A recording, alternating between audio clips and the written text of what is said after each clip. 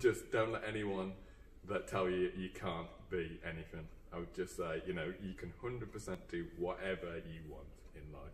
Hello, this is Black Country Blokes chewing the fat. Listen. I've been hearing a lot lately about men don't talk, but in my experience, men do talk, just people aren't listening. So it's going to be me and a group of blokes discussing our struggles and victories through life. Warning, there may be some bad language, so apologies to all the moms, especially my own. Let's get going. Listen. I've been this is Black Country Blokes chewing the fat with me, Kev Dillon, Craig Pinches, Lee Cadman, and today we're joined by one of my very best friends in the world, Pedro Griff. Now today's episode is going to be about education and sometimes negative stereotypes. The reason why I say this, like education, how many of us have been to school and they go, at 15, what are you going to do with the rest of your life? And you go, I don't know. And they go, well, you've got to make your choice now. You've got to go to do your A-levels and you've got to go to university. And Pete has done, well, he's done more courses than I've had Sunday dinners. So tell us about some of them, Pete. Tell us how you started. Because at school, you weren't exactly an A-star pupil, was you? No. Well, to start off with, I did really bad at school. Like, well, I say really bad. I only got, I think I got 3 GCSEs. Yeah. So I had religious education, which is pretty much worth nothing. And yeah, I wasn't really all that interested in a lot of the subjects that they were teaching. So it wasn't till really college. Well, I say that actually.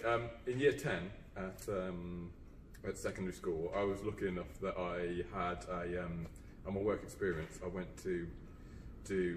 went in with a photographer, and it's for the Birmingham Mail.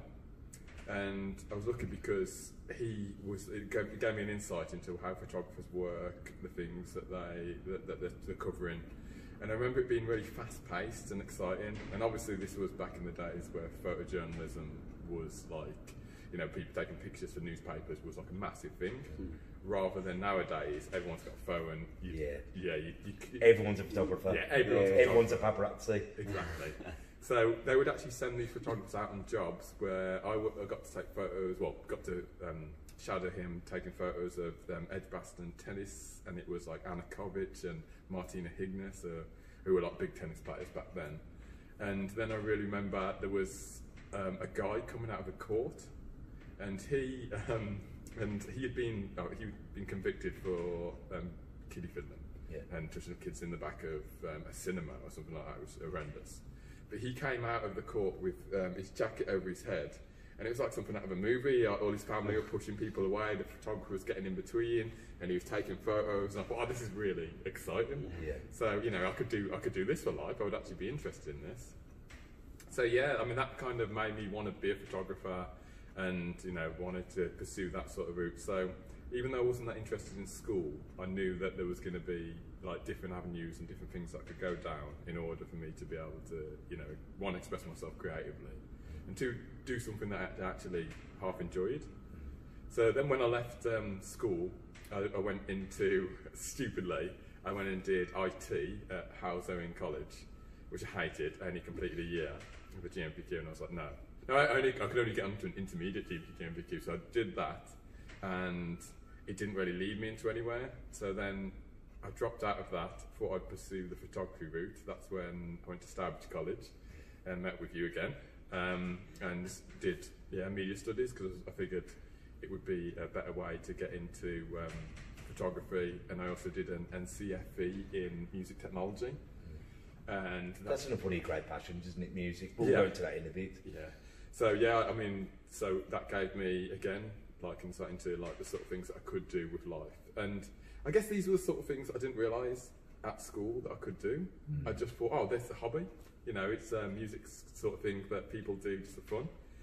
Photography is great, but like, could I actually make money off it? And could I? And yeah, I guess it was at the point of where I was just still having fun. I was still young. I didn't really have many responsibilities. I've got a very good family, so, you know, I didn't really have to worry about where I was going to get kicked out of the house and stuff like that if I didn't have a, you know, I always had a job, always earned myself money. But yeah, I just I was kind of just going day to day. Carefree days. Yeah, exactly. I remember them. Yeah, and don't think. Yeah, I didn't think about this is going to be what am I going to do for life? What am I going to think of when I'm 30? When am I going to get married? I was just living solely in the moment, and I based most of my life on that. Really, it's just chasing enjoyment, sort of thing. So I guess that's why I got into photography as well, because I wanted to do something that I really enjoyed.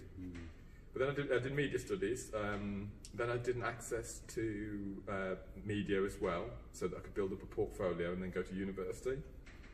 I went to university, did a 3-year degree in photojournalism, which completely changed my outlook on life in general, because I went in there wanting to be a sports photographer, nothing but a sports photographer. And then I came out wanting to be a documentary photographer and take pictures of people and get to really know, the people around me, and ways that I could think, take pictures of them and people would be interested in it. And whilst at uni, I really realised that you can take photos of anything and make it interesting. Like the things in my life will be interesting to someone in Norway or Pakistan or something like that they've never seen at a local boxing gym. Yeah. And to me, this is it's just home, really much. I know it like life, but yeah, no one, people hadn't seen that sort of thing, and they will have interest in it. So I was like, why don't I go down that route, which then led me, when I left, I wanted to do a master's, I wanted more experience or more time doing just photography. So I did a master's, and then eventually I ended up doing a PGCE in teaching. So I did an teacher training course, which could lead me into photography, and that's where I am at now. So But it's phenomenal, this kid who leaves with two GCSEs, and at that time, we hadn't got the qualification to get into university. So you had to, because you just said you didn't pass your maths, English, IT, so then you had to, while you're doing these courses, you had to go and bite the bullet, and thinking, oh, Jesus Christ, I can't do this, but you had to bite the bullet and fail, pass, fail, pass, but you're stuck with it. Well, that's it. I think that's one of the things that I noticed working in a school that you say to a lot of kids, you say, oh, what do you want to be? And they don't know. They haven't had experience of They know what their dad wants them to do. They know what they should do.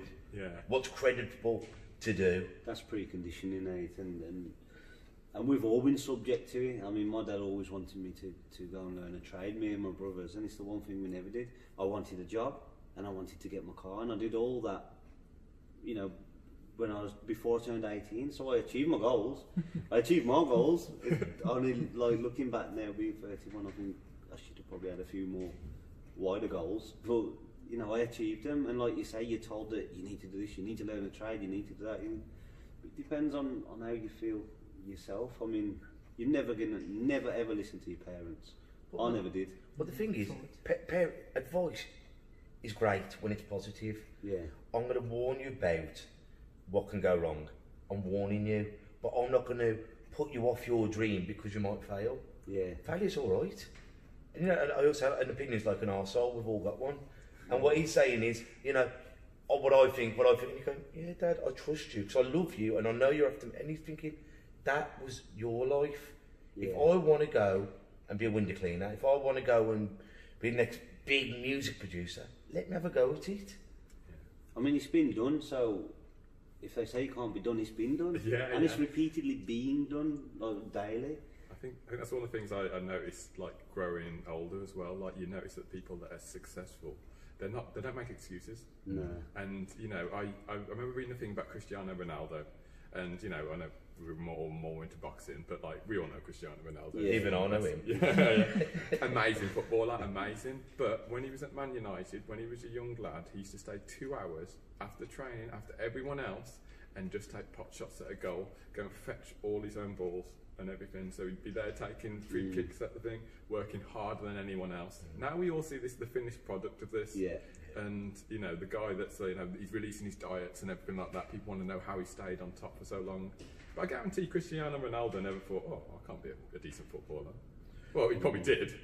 But I can never remember that name of that golfer, and I say, you're really lucky. He goes, what do you know? Harder I practice, luckier I become. and how true is it? The reason why I am where I am is because I worked harder. Yes, God's made me that little bit, I've got that bit of talent, but I've seen some of the most talented human beings on God's green earth, but I can't be asked. Yeah.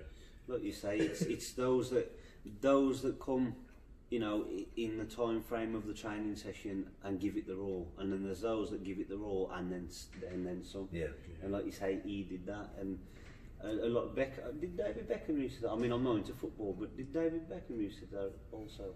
I think most people at the top level have probably gone on and done something similar. And well, you're having a Chinese out for a run. They're not blessed to the point of like they've had it handed to them. They're blessed to the point where they've got that inside them, that hunger inside them to want more, so they give more. And sometimes that is the talent, isn't it? Yeah, exactly. To be able to do that. I think different people have different drives, don't they? And it's different things that motivate them. I mean, we can all say, oh, you know, it's easy for that person. You can always look at, like, you know, the brilliance of people and be like, well, if I had that natural ability, then I would be there. But do you have that mindset? Do you have that, like, you know, that drive? Yeah, that drive just to be successful and just to be, like, you see a lot of them, like, the really interesting thing about Tyson Fury recently, and when he was saying about after beating Klitschko, he was just like, well, I've done it. Yeah. And that's why he dropped off. He dropped off because the fact that he was like, what else is there? But there's an interesting thing you're saying about that. Tyson Fury, because Klitschko used to phone up people who he thought one day would fight, and he used to break them in the gym. Because he'd be doing something, he'd stare you out, and they all went to this sauna. And the bloke said to Fury, went, watch it, Klitschko has to be the last one out of the sauna. He has to stay there till everyone's left. And Fury went, no, we ain't today. And he sat there, and he said, we were in there for half an hour, and someone left. An hour, so went up, and it was just me and Klitschko, and I was looking at him thinking, you ain't beating me today. And Klitschko went up in the strop, and Fury went, I know I've mentally beat him. Yeah. But what determination as a boxer, as a DJ, you know, that DJ keeps going up going, have my record, it's brilliant. KRS-One used to do it, he'd go, have my record, and go, you shit. He goes, no, I am the greatest of all time. And I go, you shit. But that was his inspiration, that there's two people, those who run away from pain, and those who's driven, he drives. I think some of the greatest champions are those ones saying, you ain't going to beat me. Yeah. Who was it that said that they look him in the eyes and then if they look down? George Foreman. Yeah, that was it. Then I know I've got him. Tyson said something similar. Yeah, I got videos of the Foreman. I see in your head that there's a chink in Foreman your arm. Look you in the eye, Foreman, wouldn't it? But Foreman used to look at them, and if their head had dropped, he said, I know I've beat them. And people couldn't look at him until Ali just looked through his soul. Yeah. And that's it. And it's like a lot of the time, I think not only is it like demoralising for the person that's looking down, but to Foreman, I think that gives him that extra incentive. He's like, right, I got him. I can go in there, I can do this. So he's like kind of convincing himself. He's just looking for that little one bit that he can take from that and be like, right, I can smash this guy. Yeah. So there's like two different levels of mental manipulation there. Obviously, he's manipulated them into fear, but he's also manipulating his own mind into success, I suppose. Yeah. Like you say, it's no good him saying that, oh, he's looking down, or it's going to be easy. He's still got to tell himself, look, you've got to go and get this. He's probably in that psyche, he's just waiting for it, and he's like, right, if you look down, then I have got this in the bag, and it's like, so having that sort of, well, it's half of sports, isn't it? That sort of conditioning and, you know, making sure that your mind is in a good place, like, so that you can perform. Yeah. And I mean, it's important to note as well that it's okay to not have that drive, because I have this with my partner. I'll go on proper mad ones. I'm driven day in, day out. I exhaust myself. We've mentioned it numerous times, and I'll go, oh, you need to do this. I said, I'm content. I said, yeah, but you need to want more out of life. You need to want to be. I said, Craig, I'm not like you. Yeah. I haven't got that drive. Sometimes that drives me mad as well, watching her being content. You know what I mean? My mum's exactly like that. She's content. Her boys are okay. Her husband. But I tell you something, they must sleep so much better than me. yeah. Because somebody just goes, you know what? I've got everything. I've got enough money to live. Yeah. I've got enough money to go on holiday. My children, my loved ones, everyone's all right. Me, I'm thinking, if that bastard says this, and well, first thing, I'm going to get there, I've got to get Osmo running, I've got to get, and my mind is a million miles an hour, to just be able to sit there and go, all right then, Bab, good sleep. I would pay £1 million.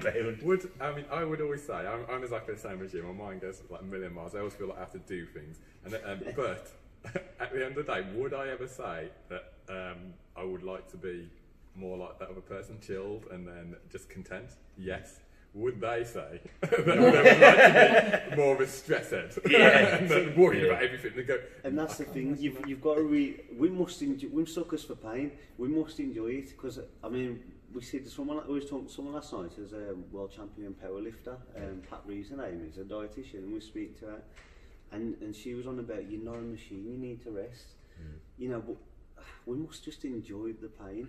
Well, Nick Davis, didn't he say that? Because when when you're going 100 miles an hour, are you being busy or are you being productive? And a lot of the time we're going busy. Yeah. So as he said, read the piece of paper. If it's not going in, put it down. Yeah. Because then I'm just being busy. I'm not being productive. Nothing's going in. There's only so many press-ups I can do. But if my muscles aren't relaxing and I'm not putting the right food in, all I'm doing is damaging the muscle. Well, what drives you? Is it the fact people said you couldn't, or is it the fact you said you could, or is it just you want to do what you want to do? I go back to just enjoyment, really. I don't get satisfaction from other people saying that I've done well. Okay. And I know that's like it's what most people want, and they want accomplishments. They want to hold it up and be like, "Oh, look at what I've done." Yeah. I'm not slagging that up in any way. That some people, I guess, have been very successful doing that, but I've never wanted that. I never like celebrate my accomplishments either. I'll tell you a funny story about that. Pete used to box for us. He had 2 bouts for us, stopped them both. We took him over to Shrewsbury. Pete stopped him second round, and me, my best mate, jumping up, going, "Yeah." Pete just went, and I was thinking, "Pete, but you've just stopped in your first bout." And he goes, "Yeah." He got on the phone to Sean going, yeah, stopped him. All right, I'll be back in a bit. But that's Pete all over. You did it for you, didn't you? Yeah, it wasn't. I enjoy boxing, and I enjoy pitting myself against someone else, like in a sort of like gladiator sort of fashion. If I win, if I lose, I'll be gutted. Don't get me wrong. I don't like to be beaten by anything. I am mega competitive, and that is one thing that is very in my personality. It's probably what's like driven me to do most things. I am really competitive. I don't like to lose.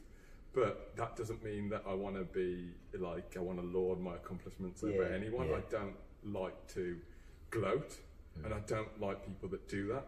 So like, I'm a bit like, not that I don't like people that do it. If someone does it, it's fine, as long as I don't think it's too like, me, show. Yeah. But if I would feel like, I should just get enjoyment out of just doing it, rather than have to feel like, oh, everyone else should know it and everyone else should tell me.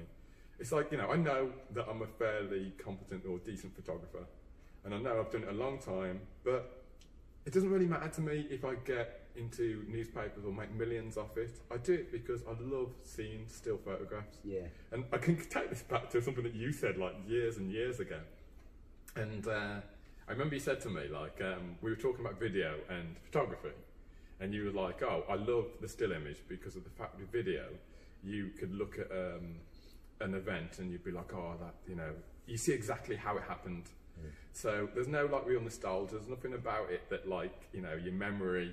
So if you look at a still image, you could look at it and think you're partying, and you think, oh, I remember that night, it was quality, and this happened, and you're going to build it up in your head, and it could be wonderful. Whereas you look at a video of it, and you've got the exact replication of that's happened. So you just like, oh, you haven't put the funny bits on it, and you haven't exaggerated or it. You haven't got it from your own perspective. There's no story there. The story's told. Isn't Exactly. it? That makes a lot of sense. And so I remember you said it to me ages ago, and I was like, I've used it in my dissertation and all sorts of things, and it's like, stole it.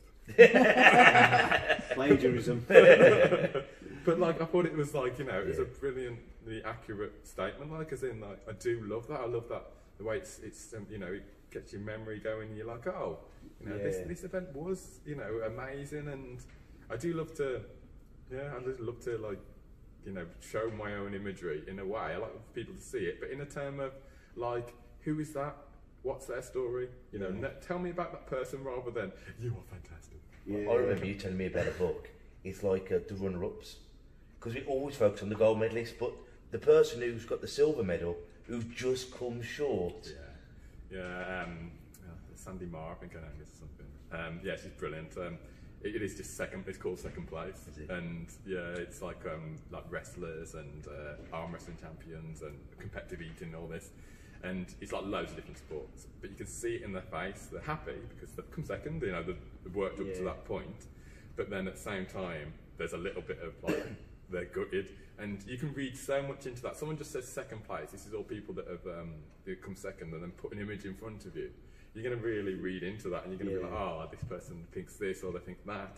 If it's just an image of a person that's doing that, you're just going to be like a bit like, well, it's nice, it's pretty, or anything like that. But without that story and narrative, it's like it doesn't really do a lot. So that's why I think it's great that we still have teachers like you, because most of us here have had, but you included, have had bad experience at school. But I think when you've got teachers who are passionate about stuff, if you're passionate, that rubs off on people. And we were saying about like some of the teachers at school, like you go, well, oh God, Mr. Dillon's only teaching English, or he's only teaching history. When you scrape past him and you see him as a man, not just Mr. Dillon, you go, God, you're passionate. Yeah. And if you have time at school, at college, at university, and you go, sir, can I pick your brains? Because I'm really interested in the Tudors, or I'm really interested in Black Country history. They will tell you more than probably any book in the library, because they've researched 100 books and picked out the best bits. You know what? I don't think I had a teacher that was passionate at school. Really, there's not someone I can pick out and go, yeah, that's great. But I think it's last year I went to my son's parents' evening, and I walked out with one of his teachers, and my God, I knew he joined school again. Yeah. Honestly, the difference in teaching was amazing. His passion just shone through, and he was only talking to us about our son, not even. Oh my God, why didn't I have them people when I was that age? I had a teacher called Mr. Mackenzie, and he taught geography, and I hated geography. But I took it from Mr. Mackenzie. I used to get him into the boxing shows for free, and he passed away a few years ago, and I was gutted, because I always wanted to bump into him in a pub and go, sir, I'm all right, I've done well, can I buy you a beer, sir? And and he passed away before I got to do this. But he was the best teacher at school I ever had. And such a shame that he died as a very young man. But back to being a teacher, what's your favourite part of being a teacher? Making kids cry. I have two favourite parts. No, one is in all seriousness, I do like messing with them. Like, as in, like, not like. You need to clarify that. Yeah. Oh yeah. Fucking hell, Bill. No. We got him quick. I like playing them up. I should play them up. Take it back and don't mess with kids. There goes the career. There's a little blackmail clip there. I'm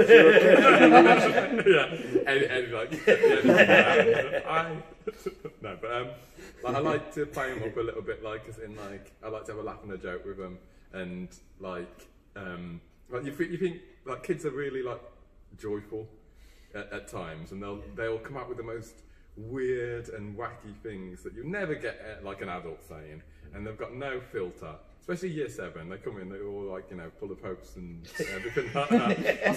You gradually break them, get them to. No, but like there's like a love for like the subject at times, and when you see someone that's really, really like. I don't know, when you get along with someone, it doesn't matter what age they are, like, you just get along, and you have like, it's hard not to bond with certain kids and be like, oh, I really want to see you be successful. Yeah. I really do. So I guess, I can put it all into one. It's about, it's the relationships with the kids, because, they make it for me. I don't like all this system that we're in. I don't like the way it's done. I don't like the way, you expected to, like, not help certain kids and, like, just to concentrate. I mean, the school system's messed up. It is a bit messed up, because everyone just goes on grades. No one cares about the kid. Yeah. And, if we did it properly, shouldn't we test them every year and see how they developed, rather than put it all down to 1 year, and then, then that's your whole life decided on year 11. You might not be mature enough. Yeah. I know I wasn't. I didn't give a damn. Yeah. I didn't give a damn. I went in there and did I revise anything? No. Yeah. Like, I had better things to do. I was too busy getting drunk or stuff down the park. And girls. Yeah. I did not care about whether I was going to be the area of a table. Yeah. You're not conditioned for life, are you? And I say, if you want to educate kids properly, educate them in business and accountancy from young. You're conditioned to be. And values. Just like, how to, because how many people have up here and I go, nice to meet you, and I go, oh, doesn't like shaking hands, or shakes hands, and it's learn how, I know it's a lot to do with parents. Parents should do this, but we should also learn how to integrate. Because at the moment, we've got such a wonderful thing where all these nationalities and different people are together, but we're still not integrating. And it's such a shame. Yeah. It's a bit of a weird one at times as well, like, because you look around and like you'll see so many different like types of kids that are like kind of scared to be themselves. Yeah, well that's what I was going to bring into in a bit.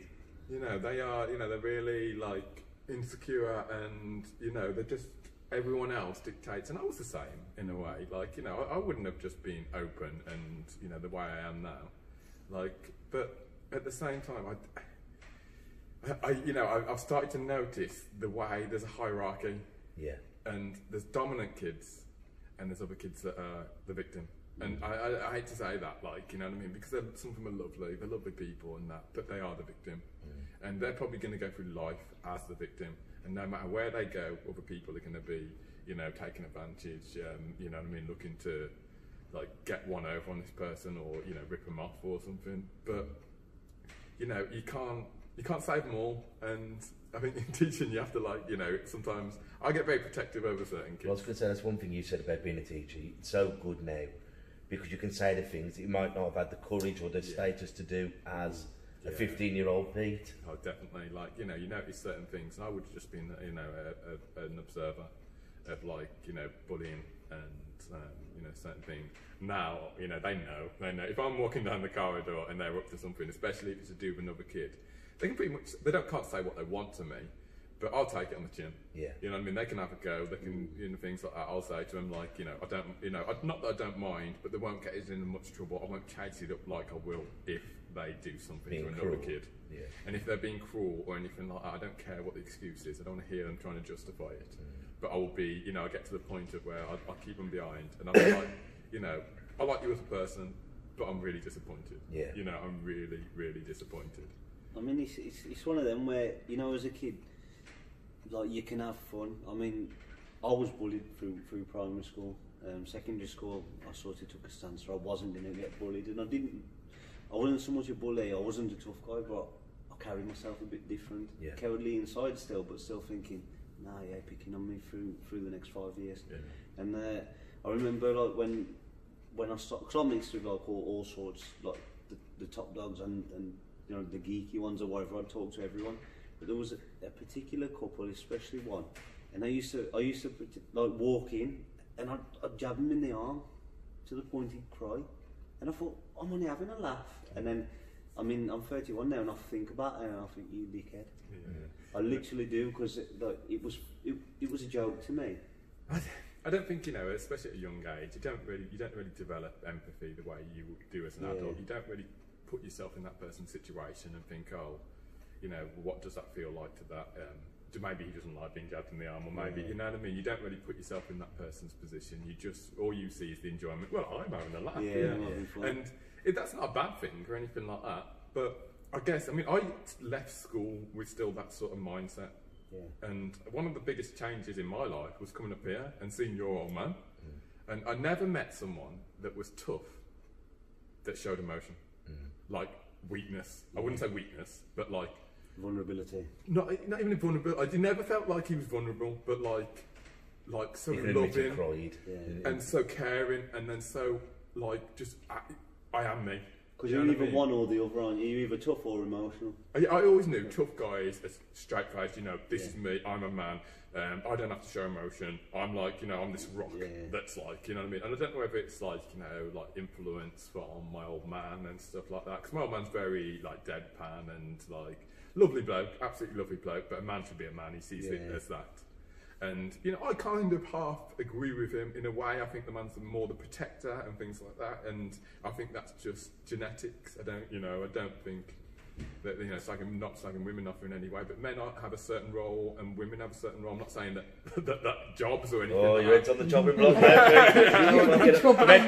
Messing with kids now, fucking women are just housewives. You know, and yes, they're blacks.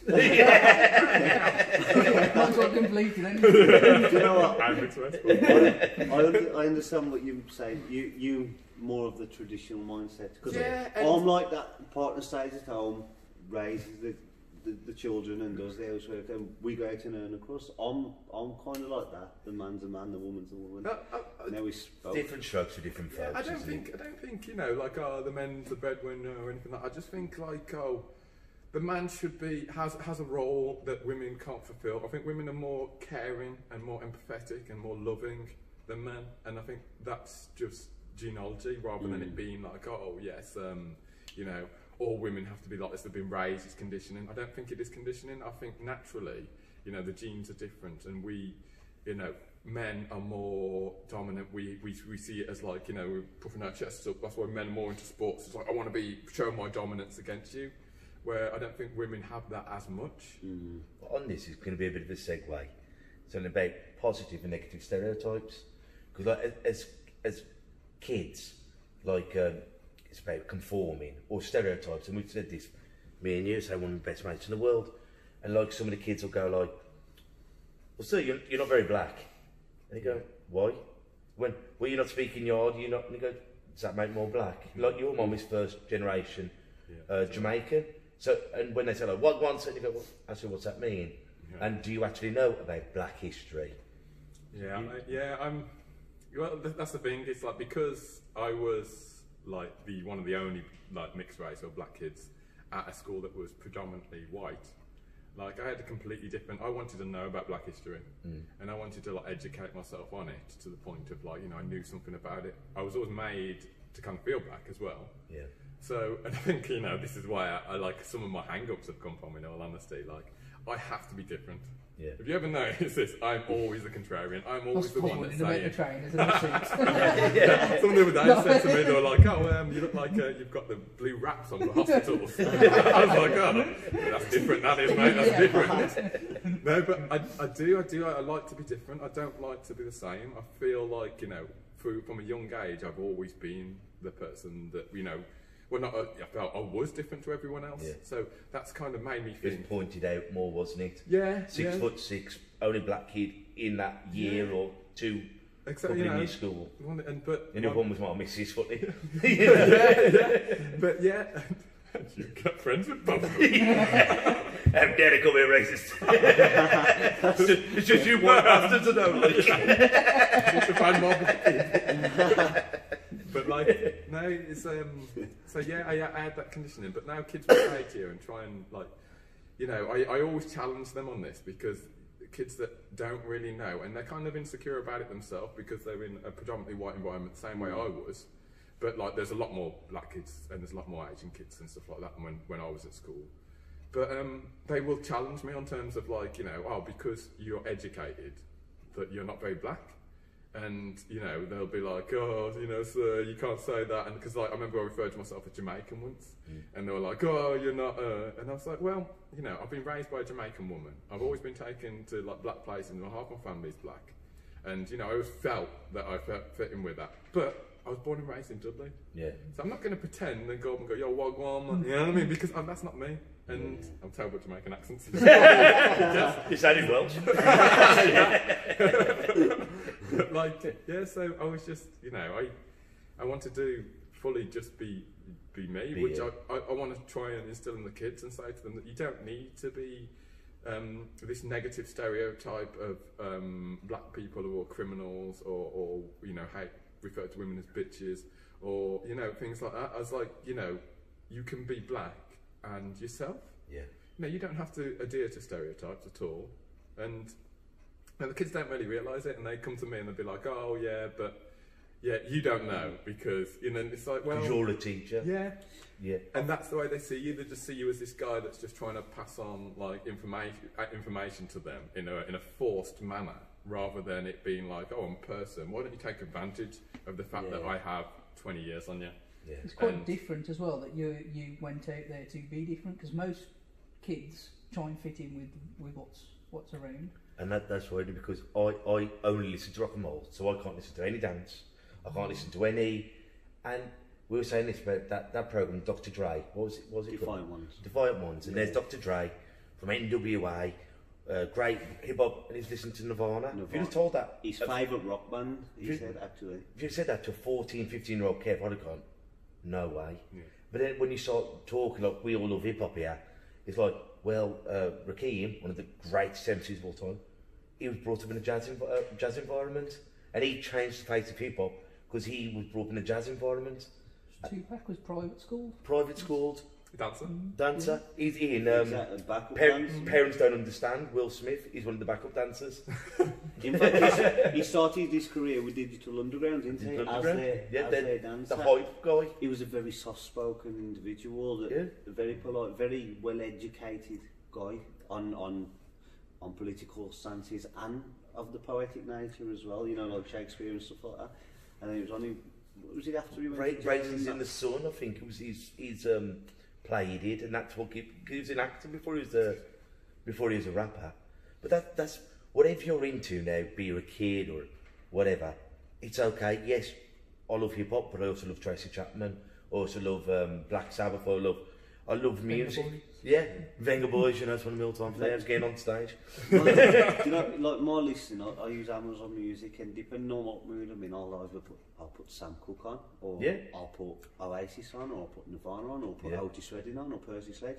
I don't like just listen to hip hop. Yeah. You know, I will listen from 50s soul right through to modern day rock. Yeah. You know, it depends what mood I'm in. But at school, you wouldn't have done that, would you? Oh Because no, it's Budgie Banton. this is your identity. And if I support this identity, my tribe will turn on me.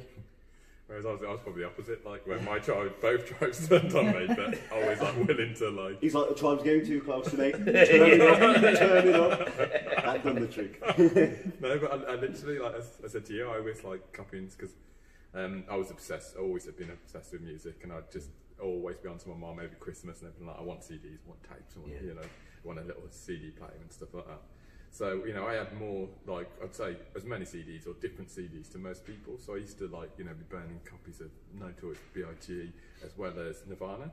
And people would say to me, just because of Nirvana, no one ever said anything about Biggie. No one ever said anything. Nah. But Nirvana, I was labelled a Grebo straight away, and everyone was like, right, you're a rocker, you're a Grebo, because you listen to Nirvana. And I was like, yes, but I copied your Biggie. You know what I mean? And the only reason you know Biggie or any of them is because I copied it, Yeah. But no one cared about that. They just wanted to label you, and it's like a way to put you down, a way to, like, you know, make you feel bad. And then again, I was like, I don't care. See, I was different to that. I mean, as I mentioned before, I was taking guitar. I was into music from the age of 6. My uncle's a rock and roll singer. And from the age of 6 or 7, I was on stage with him singing Buddy Holly and Elvis Presley and rock and roll songs, full songs singing them. And then I think I was 13 or 14, and my uncle was running a pub, and my other uncle was singing up there. And I came back down, and my mates had called for me, and they sang the other, and they said, "Your dad said you were singing Elvis." And I went mad at my dad. I said, "What are you telling me I'm singing Elvis for?" And they sang the other. I quit my guitar lessons, and now being 31, I think, you bastard. I want to play guitar, piano, I want to compose, and like it does show that, like you. I mean, now I don't really care. I am my own spirit. My mum's called me weird tonight, so that tells you how different I am from folk now. But back then, it meant a lot for me. I mean, I come out in denim the once, not all denim. I think it was just jeans, and we was Mackenzie or what was the other sort of tracksuits you used to wear? Carbrini. Carbrini. And I come out in jeans, and one mate says, "Who's made you wear that?" No one I wanted to, but deep down I think, I look stupid. You know what I mean? It goes in the mirror. It's funny, like, how long we've done this podcast for, and how you've already come out of your comfort zone by releasing your videos. And that video that I was on about earlier, how many listens did it have to? It's nearly 5,000 I released it the 29th of December as just like a one-off freestyle. It's not even my style, it's more like a grimy style. I don't do grime. It's style now, it's got I 5,000. know, nearly 5,000 in 2 Like, weeks. this time last year, before you started doing your one-to-ones up here, and before we did this, you said I never like being filmed on it because I don't. But look how far you've come through this podcast and through, and it's wonderful. And this is what we've got to be doing: helping each other, your friends, your brothers, your work colleagues, your gym mates.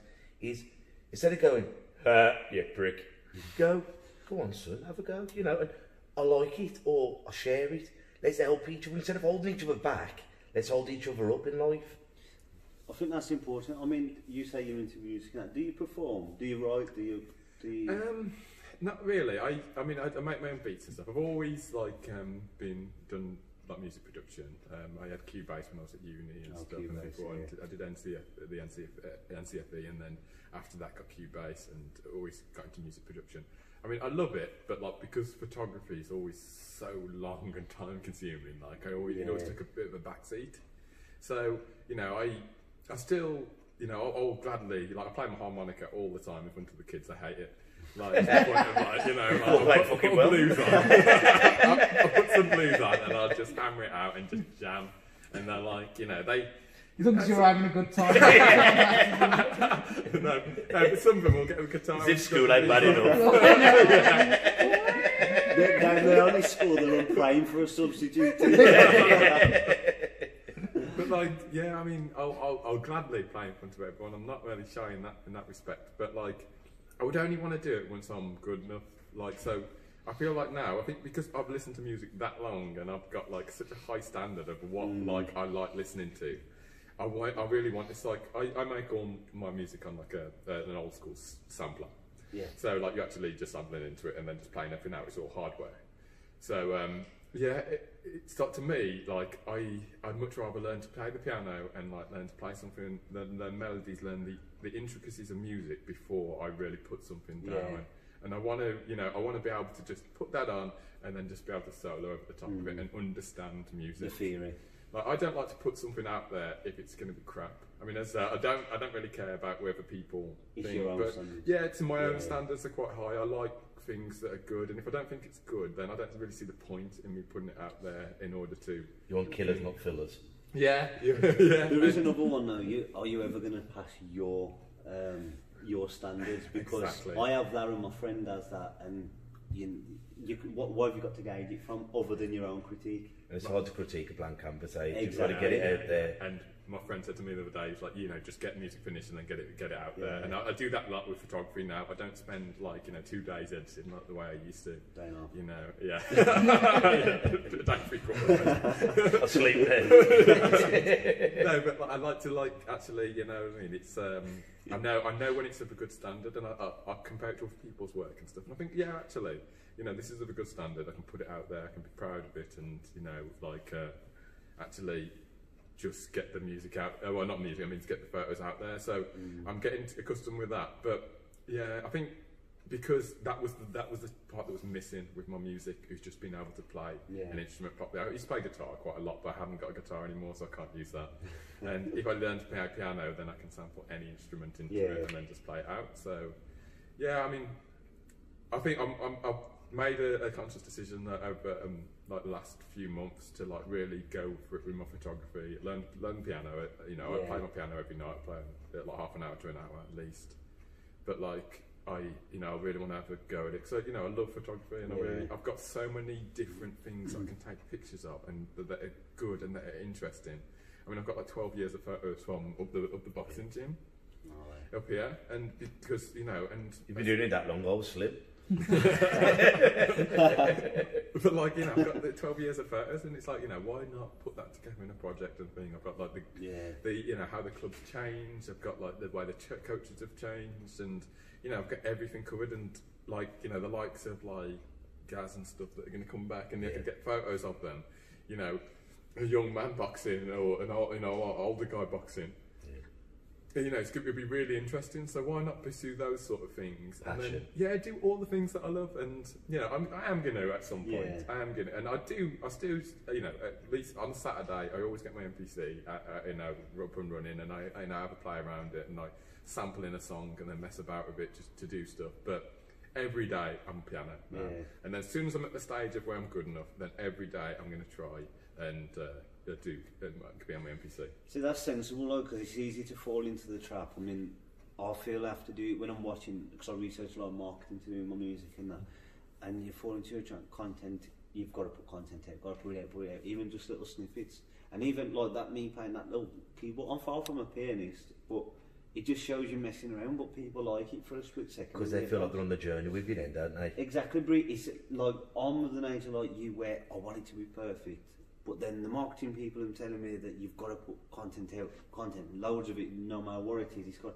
So you got to be. It depends on what your goal is, I suppose. But I mean that has got to work, hasn't it? Really, because I mean I follow a lot of musicians and stuff like that, and they put like a little like sample of them with a beat on the background, and then playing like piano or something, or them MCing, and it's just like a little snippet, and they're like, "This is out next month." I'm like, "Whoa, next month I'm getting that." You know what I mean? I do. You know, I'm a sucker for that sort of thing. I like to see the progression, and I like to see people that I'm interested in, not just as musicians, as people as well as a lot of the time.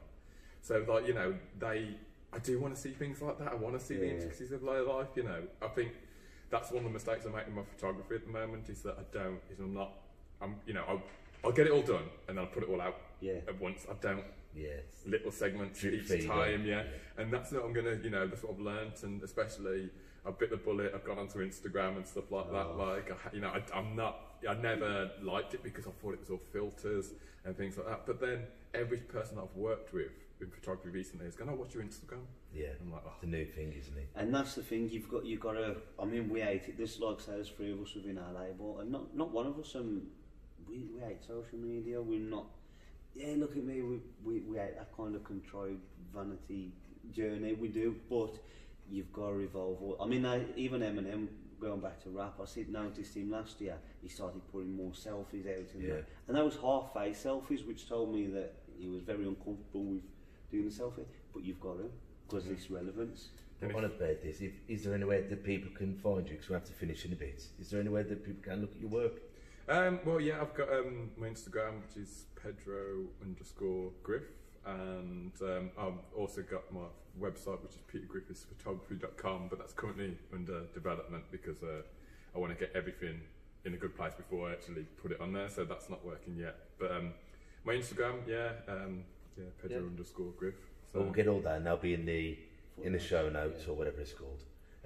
Just to finish on, have you got any sayings or quotes or any things that's driven you through life, or anything? If you're going to talk to a young Pete or one of your pupils, something that's got you through the shit. I mean, I'd say to a young Pete, you know, don't just go for it. Just don't let anyone that tell you you can't be anything. I would just say, you know, you can 100% do whatever you want in life. And I mean, I'm massively inspired by like a lot of like people like philosophers and stuff like that. I love hearing people's words and things like that. So a lot of the time, you know, I go back to none of it actually matters.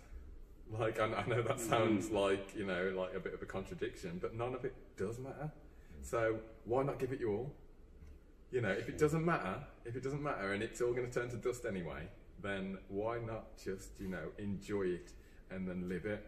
You know, I have no regrets. I have made so many bad mistakes, so many things I'm embarrassed about. But at the same time, I'd have no regrets at all. I'm completely content in how my life has gone up until now. And then, you know, if something bad, you know, if God forbid did happen, then I'd be okay with that because of the fact that, you know, I've lived life and I've been to lots of places. I'm very, you know, I'd probably actually say to younger me, you know, feel grateful because, you know, you've got a very loving family. You've got people that have always supported you. You know, no matter what I wanted to be, my parents would have supported me and given me money and tried to push me into the right direction. You know, I could have said, oh, I wanted to be like a cabaret dancer. They would have been like, yeah, go for it. You know, but so, yeah, I'd just say, just don't let anyone put you down. Just go for it. Do you go, you know, I guess I probably would be in exactly the same place because that's what I've done anyway. But like, you know, there's nothing wrong with that. Yeah, stay a bad place to be in. Yeah, I would just say, you know, you've got a lot to be thankful for, and maybe just, that's it, I'd actually say, focus on that. Focus on what you're thankful for. Don't focus on the bad news. I mean, I know we all do it, but don't focus on the bad things. Actually focus on things that you're grateful for and things that that is good that's happened to you within your life. So what we're going to do is we're going to end it. And just wrapping up what Peter said, deal with the bad times, enjoy the good times and deal with the bad times. So until next week, gang, ta-ra a bit. Listen. And that's a wrap for another show. But if there are any comments or messages that you would like us to read out for our next podcast, please be in touch. There are also lots of different organisations at the bottom of this page, and hopefully they can help you or or someone you care about. Please share this to spread the word. Until we talk next time, ta-ra a bit. Listen.